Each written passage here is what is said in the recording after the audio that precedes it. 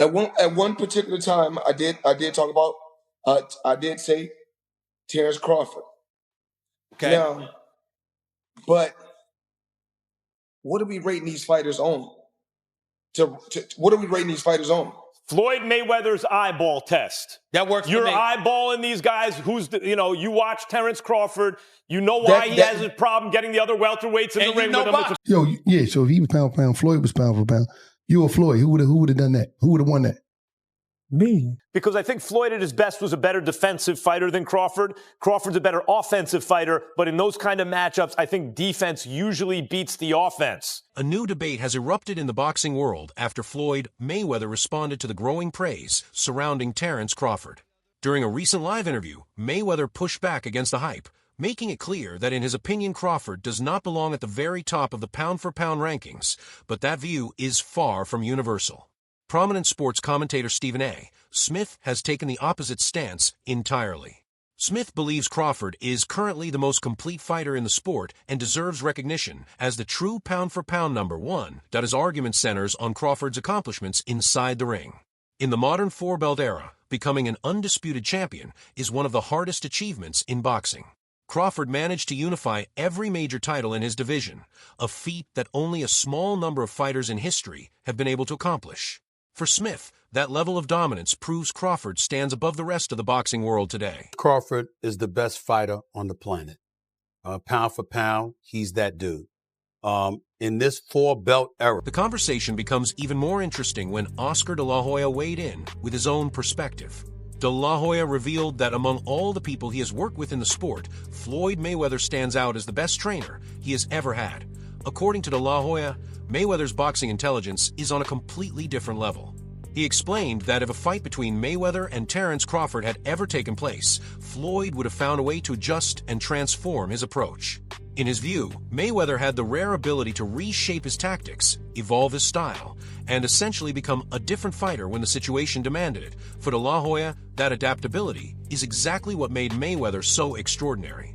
The capacity to constantly adjust, reinvent, and outthink opponents inside the ring is what, in his opinion, separates Floyd from almost everyone else in boxing history. Floyd, for me, is the best trainer I've ever had in my life. He would revitalize his style. He would make him a new fighter.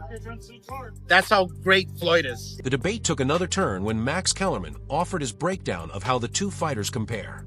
Kellerman pointed out that when Floyd Mayweather was performing at his absolute peak, his defensive ability was on another level. Even when measured against someone as skilled as Terrence Crawford at the same time, Kellerman acknowledged that Crawford brings a different strength to the table. In his view, Crawford's offensive arsenal is more dynamic and aggressive, allowing him to apply constant pressure and create openings with his attack. But Kellerman also emphasized an important reality in boxing strategy. When an elite defender faces a powerful offensive fighter, history often shows that defense has the advantage. The ability to avoid punches, control distance, and frustrate an opponent can slowly dismantle even the most dangerous attack. And that's why, in a matchup like this, Kellerman believes the defensive mastery of Mayweather could ultimately prove decisive. Because I think Floyd at his best was a better defensive fighter than Crawford. Crawford's a better offensive fighter, but in those kind of matchups, I think defense usually beats the offense. Trainer Robert Garcia also joined the conversation with his own perspective on the debate. Garcia acknowledged that Terrence Crawford achieved something truly historic when he captured the undisputed championship in a fight where both competitors were in their prime. Accomplishments like that, he explained, are extremely rare in modern boxing. Even with that achievement, however, Garcia admitted that if he had to choose between the legends of the previous era and today's star, he would still lean toward Floyd Mayweather or Manny Pacquiao in a hypothetical matchup. That said, Garcia made it clear that this opinion is not meant to diminish Crawford's legacy. In his view, Crawford has already done enough in the ring to secure his place among the greatest fighters the sport has ever seen. Mayweather never became undisputed. He's a 5-division champion, but never became undisputed. Never really followed that unification, stuff like that. So I think when it comes to accomplishments, I think he's already done more. In a fight, I probably still pick Mayweather. Both in the prime, I would probably pick Mayweather to win. Just like I would probably pick Pacquiao to win, both in the prime. Ooh, to beat Crawford. Yeah, I think so. Prime for prime? Nice. Yeah. But Is Crawford one of the greatest of all time? It's 100%. They're definitely. Former world champion Danny Garcia also shared his thoughts on the idea of these two stars facing each other. Garcia pointed out that there is roughly a 10-year age difference between Floyd Mayweather and Terence Crawford, which makes the possibility of a truly competitive, official bout difficult to imagine. Because of that gap, Garcia suggested that a sanctioned fight might not make much sense at this stage. However, he believes there is another option that could still capture the attention of fans. According to Garcia, an exhibition match between the two would be incredibly entertaining. In his view, a special event like that would be chaotic, exciting, and actually a perfect way for boxing fans to see two brilliant talents share the ring, even if it wasn't part of a traditional championship fight. It'd be hard. I mean, they're not that separated in age, right? I think Terence is 38. I think Floyd, I am not sure, he's either 10 years older or 12 years older. I don't know if he's 48 or 50.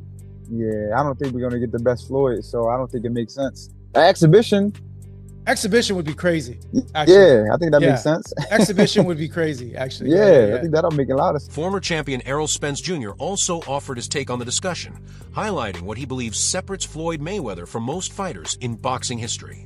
Spence pointed to Mayweather's brilliant ring IQ and the way he consistently outmaneuvered opponents with smart tactics and calculated adjustments. According to Spence, Mayweather wasn't just talented physically. His understanding of the sport allowed him to control fights in ways that very few fighters ever have.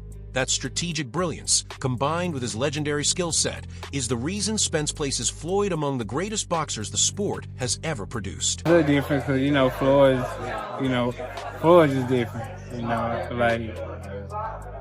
feel like he's the best fighter. I don't know about all time. He might be the best fighter all time. If not, he's close 2-3, yeah. And not by far.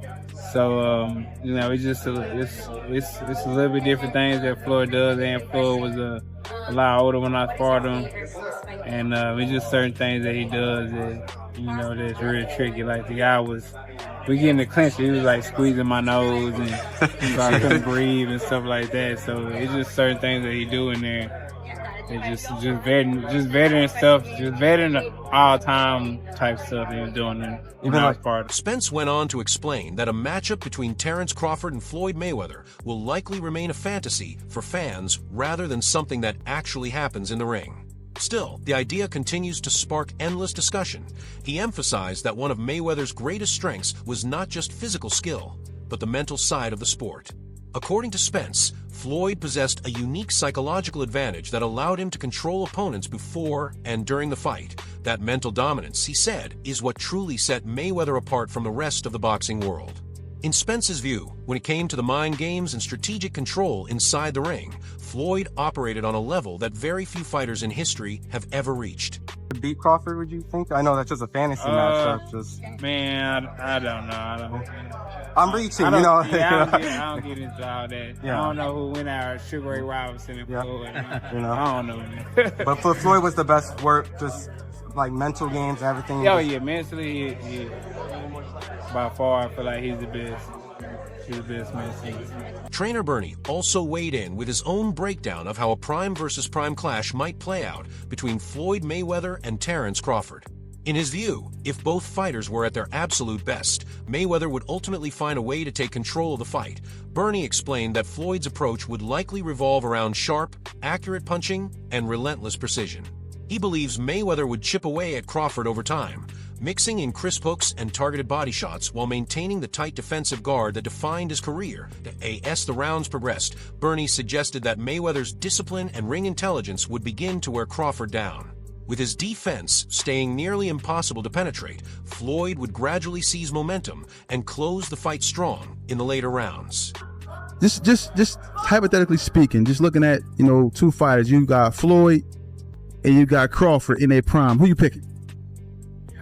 Can we all give an opinion on that? Yeah, you want to? Yeah, I got an opinion on that too. Coach, what you think? I'm listening to you, Rep. Floyd versus a prime Mayweather. We can go Pretty Boy. We can go Money May versus Terence Crawford in his prime. Who we got? I think Money May would have shut Crawford down. He would have bored him to sleep like he do these fighters. Yeah. would have jabbed him, hooked him, just stick him in the body. You know what I'm saying? And then when the fighter swing back, Floyd nowhere to be found. So mentally, that drained me. Yeah. And about the 6th or 7th round, that's when you start picking up, putting the combination together. MMA analyst Luke Thomas also shared his perspective on Terence Crawford's development in the sport. Thomas pointed out that Crawford's true rise to global recognition didn't happen early in his career, but once he reached the top level, his abilities quickly became undeniable. In Thomas's view, Crawford deserves recognition as one of the most technically sharp defensive fighters in modern boxing.